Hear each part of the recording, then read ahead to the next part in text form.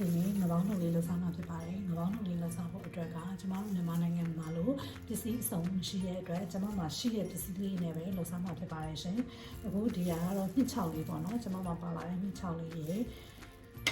ကျမမှာရှိတဲ့မှုံလေးရေ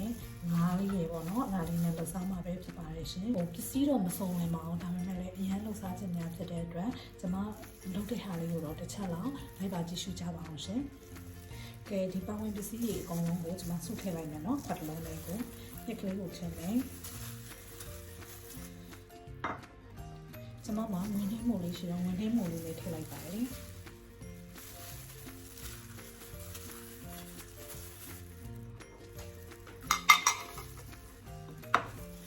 ပြီးတော့ကျွန်မမှာဒီကျွန်းရွက်မို့လေးပေါ့နော်ကျွန်းရွက်မို့လေးလည်းရှိတယ်ကျွန်းရွက်မို့လေးလည်းထည့်လိုက်ပါတယ်နော်ချက်တော်မီကိုလေးစိတ်ချမ်းလာတာပေါ့နော်လေးစိတ်ချမ်းလာတဲ့ဟာလေးထည့်လိုက်ပါတယ်နော်ကျွန်မမှာချက်တော်မီလေးရှိလို့ချက်တော်မီလေးနဲ့ထည့်လိုက်ပါတယ်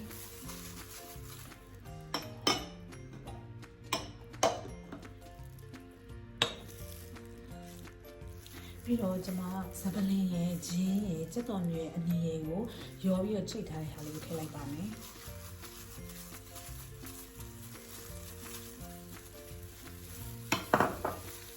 ပြီးတော့ဆန်မုံလေးထည့်လိုက်ပါမယ်။ဒီရုပ်သီးစိမ့်မုံလေးရောင်တင်မုံလေးထည့်လိုက်ပါမယ်။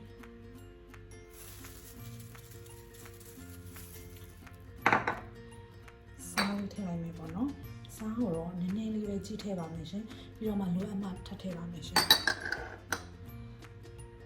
ငရုတ်သီးရလေးနည်းနည်းအဆက်ကြိုက်တာဖြစ်တဲ့အတွက်ငရုတ်သီးအချက်တောင်လေးတွေကိုပြီးမှပေါ့နော်။ပြီးမှထုတ်တဲ့အချိန်မှာထည့်လိုက်ပါမယ်။သားမုံလေးထည့်လိုက်ပါမယ်ပြီးတော့မပါမပြင်းငပိစိမ့်သားလေးထည့်နေလိုက်ပါမယ်ပြီးတော့စနွင်းလေးလည်းထည့်လိုက်ပါမယ်ပြီးတော့ကျွန်မဒီပေါင်ပစ္စည်းအကောင်လုံးကိုရောနေလိုက်ပါမယ်ရှင်တော့ရောနေလို့နှမ်းဆက်တဲ့အခါမှာကျွန်မတာရင်စီလေးနည်းနည်းထည့်လိုက်ပါမယ်ရှင်တာရင်စီလေးအနည်းငယ်ထည့်လိုက်ပါမယ်ရှင်နည်းနည်းနဲ့တော့အမှန်ကတော်တော်လေးမှုကြိုင်နေပါပြီရှင်ထို့တော့မှငါးလေးကိုအပေါ်ကတင်ပြီးတော့မြုပ်လေးကိုကျွန်မအပေါ်ကတင်လိုက်ပါမယ်ဒီဆိုရင်တော်တော်နှမ်းဆက်နေပါပြီရှင်ကျွန်မမှာဒီငပေါင်းလုပ်လေးကိုထုတ်ဖို့အတွက်ငပြောရွက်လည်းမရှိနေပါဘူးရှင်အဲဒါကြောင့်မလို့ကျွန်မဒီပေါ်တော့ဟိုခဲဘက်ကလေးနဲ့လည်းကျွန်မထုတ်ပါမယ်ရှင်ခဲဘက်လေးတွေကိုဒီအစာပလာလေးထည့်မယ်ပေါ့နော်ခုနှစ်သက်တလောက်အရွယ်ပမာဏထုတ်ပါမယ်ရှင်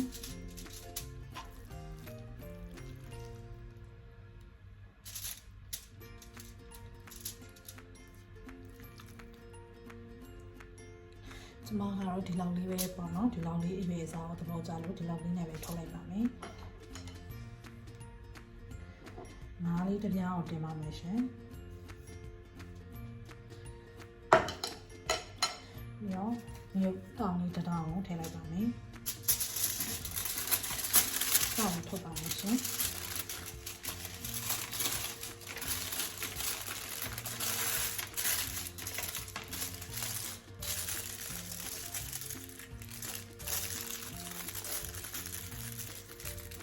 ဒီပုံစံလေးဆိုရင်ရပါပြီเนาะကျွန်မနောက်တစ်ထုံးထုတ်ထားလိုက်ပါမယ်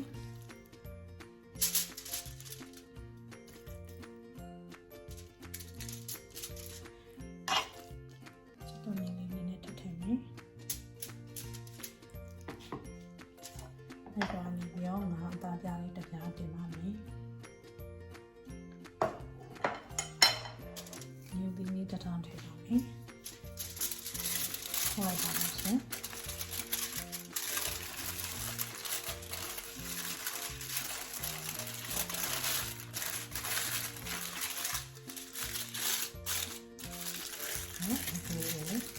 တောင်းလိုက်ပါမယ်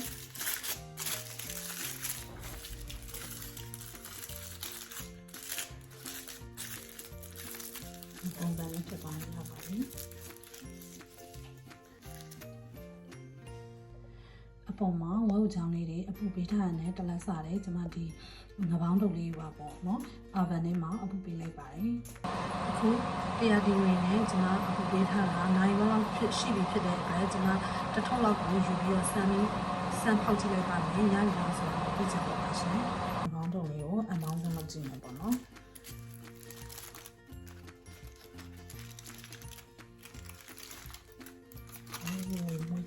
ဆန်းရ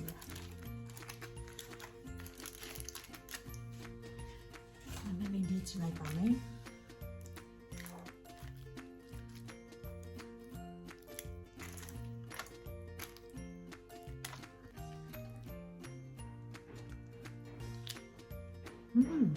ပြောင်းကောင်း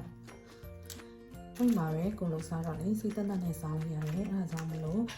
ကျမရဲ့ဗီဒီယိုဖိုင်လေးတွေကိုကြည့်ပြီးတော့ like ပါလို့စောင့်ကြည့်ပြီးမှတိုက်တွန်းပေးပါတယ်ရှင်ခုဆိုရင်ကျမလုပ်တဲ့